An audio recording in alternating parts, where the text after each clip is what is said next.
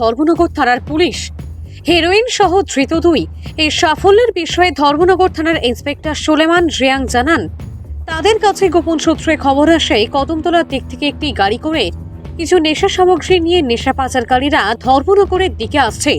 ওই খবরের উপর ভিত্তি করে ধর্মনগর থানার পুলিশ কদমতলা থেকে ধর্মনগর আসার মূল সড়কের উপর দেগলপাক এলাকায় ওত পেতে বসে থাকে। পরবর্তীতে আজ অর্থাৎ শুক্রবার সন্ধে 6টা নাগাদ TR05 D0476 নম্বরের একটি অল্টো গাড়ি আটক করে পুলিশ। গাড়িতে তল্লাশি চালিয়ে 3টি সাবানের বাক্সে মোট 30 গ্রাম হেরোইন উদ্ধার করে পুলিশ, যার কালোবাজার মূল্য 1.5 লক্ষ টাকা হবে বলে জানিয়েছেন পুলিশ আধিকারিক। সাথে দুই নেশা কারবারিকে আটক করে পুলিশ। আটক করা হয় দুজনকে। তারা হলো যথাক্রমে পারভেজ হোসেন বয়স 24 বাড়ি চুরাইবাড়ি থানাধীন ফুলবাড়ি এলাকায়, শিমন মিয়া বয়স 22 বাড়ি ধর্মনগর থানার ইয়াকুবনগর এলাকায়।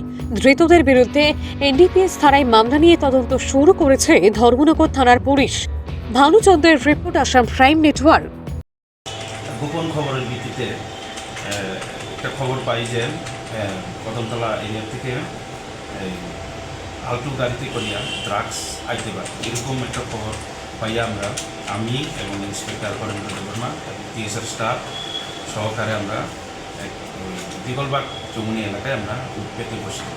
তো আমরা একটা আলটু গাড়িকে আটক করতে সক্ষম হয়। আলটু গাড়ির নাম্বার TR05 D0476 এবং তল্লাশি চালানোর পর 3টা সাবানের কেস,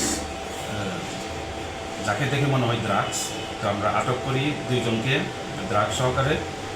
3 প্যাকেট ড্রাগসের ওজন 30 গ্রাম এবং আমরা একটি NDPS মামলা গ্রহণ করে মামলা দিচ্ছি।